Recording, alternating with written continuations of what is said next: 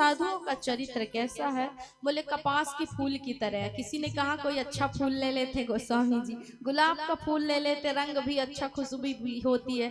तो बोले महाराज साधुओं का चरित्र ही ऐसा है। बोले कपास की फूल की तरह। अब मैं क्या करूं? बोले कपास का फूल कैसा होता है? बोले इसको ऊना जाता है, पिंजाया जाता है, इसके रेशों को अलग अलग करके वस्त्र बनाया जाता है, तब ये जा करके संसार के लोगों की लज्जा को ढकता है। साधु का चरित्र भी वैसा है। बोले क्षण क्षण में त्याग है, क्षण क्षण में तपस्या। कहते हैं ना कि पहले जो तप करता था, निद्रा को त्याग देता था, भूख को छोड़ देता था, वो साधु कहलाता है। कलयुग में वो ऑनलाइन कहलाता है महाराज। बस अंतर इतना हो गया है कि पहले वही व्यक्ति साधु होता था, कलयुग में ऑनलाइन होता है, अर्थात व्हाट्सएप वाला साधु होता है। जिसने नींद त्याग दिया, भूख त्याग दिया, वो अब कलयुग में ऑनलाइन व्हाट्सएप वाला साधु होता है। बस इतना ही अंतर है। तो जिसने संसार की हमेशा समस्या का अंत किया वही साधु है। इसलिए ऐसे साधुओं के चरित्र को मैं कहां तक वर्णन करूं, जिसके चरित्र का राम जी भी बखान नहीं कर सकते हैं।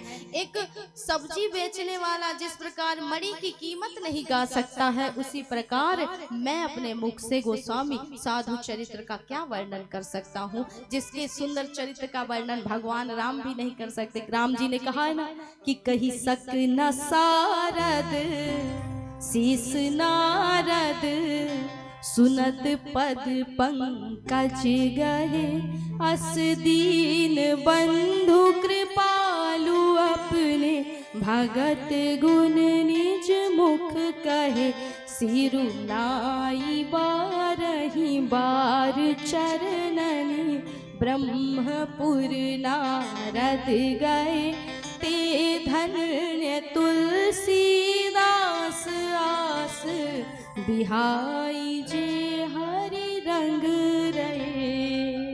तो स्वयं भगवान राम कहते हैं कि हे नारद जी, मैं क्या साधु के चरित्र का वर्णन करूं, जो हमेशा क्षण क्षण पर त्याग की मूर्ति है, और जिसने समाज के समस्त लोगों के समस्याओं का अंत कर दिया। वो साधु, वो संत, उसके मैं सुंदर स्वरूप का क्या वर्णन कर सकता हूँ। इसलिए गोस्वामी जी भी उनके चरणों में वंदना करते हुए आगे बढ़े।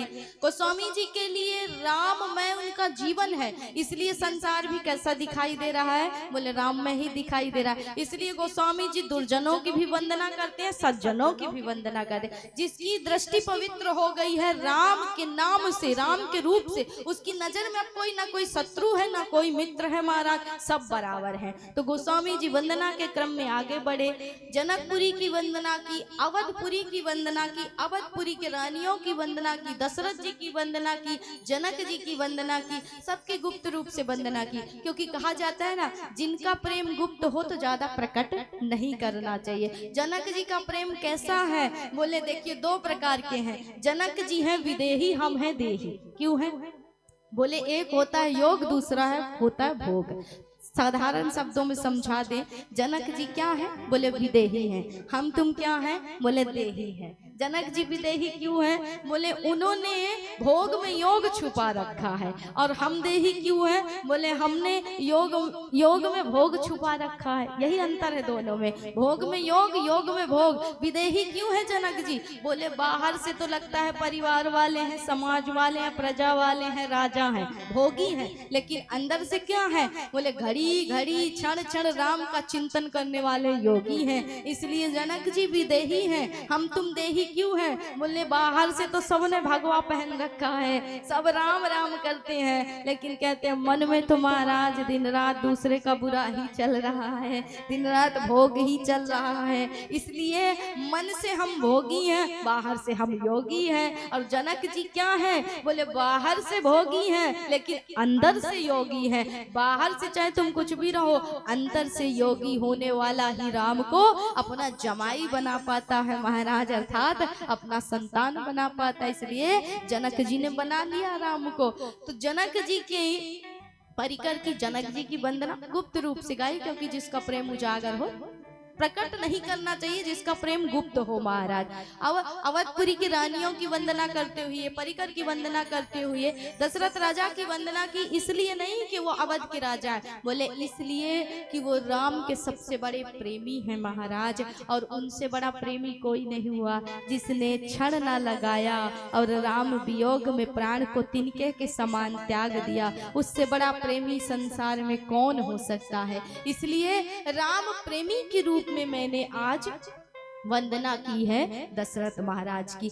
अब वंदना के क्रम में सबसे बड़े पात्र, सबसे मुख्य पात्र हैं जिनकी वंदना के बिना राम कथा अधूरी है, रामचरित अधूरा। बोले भारत लाल, भारत भैया, बिना उनके कथा अधूरी है महाराज। क्योंकि कहा जाता है ना कि प्रणवाऊं प्रथम भरत के चरना,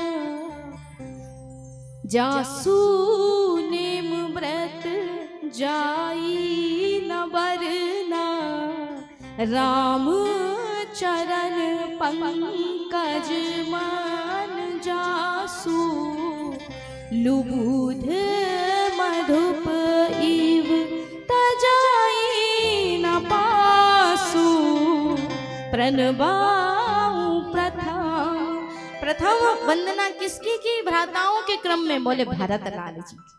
भरत लाल जी का चरित्र कैसा है? गोस्वामी जी कहते हैं राम कथा कलि कामुद गाई। ध्यान से सुनना, समझना। राम कथा क्या है? बोले एक गैया है महाराज। अब गैया जो होती है तो उसका दूध भी होता होगा। बोले दूध क्या है? बोले राम का नाम ही गैया का दूध है। राम कथा का जो गैया रूपी उस गाय का दूध है वो राम का नाम दूध है। अब राम नाम रूपी दूध में यदि चीनी मिला दी जाए तो मिठास कितना आ जाएगा महाराज, आनंद और बढ़ जाएगा। बोले ये चीनी कोई और नहीं, लखन लाल जी हैं। लेकिन दूध में यदि केसर मिला दिया जाए तो सोचो दूध की तो अनंत महिमा महाराज, उसकी उपमा का कोई वर्णन ही नहीं है। तो ये केसर कौन है? बोले भारत लाल जी हैं। केसर को पीसा जाता है, केसर को कूटा जाता है और ना जाने कितने पायदानों से गुजरना पड़े तब केसर परिपक्व होता है। बड़ा कीमती होता है। एक छटाक केसर की कीमत महाराज हजारों में होती है, इसलिए केसर बड़ा कीमती भी होता है। बोले भरत वही केसर है जो पग पग पर त्याग की मूर्ति है, जिसने पग पग पर त्याग किया और ना जाने त्याग करते करते उसने अपने आंखों के अश्रु खो दिए और क्षण क्षण भगवान की प्रतीक्षा में जो मरता रहा, वो भरत का चरित्र है। ऐसे भारत लाल के चरित्र की मैं क्या वंदना करूं। प्रणाम करते हुए आगे बढ़े और कहते हैं कि अब क्रम में बढ़े हैं किसके? लक्ष्मण जी के। बोले बंदौ लक्ष्मण पद जल जाता, शीतल सुभग भगत सुखदाता।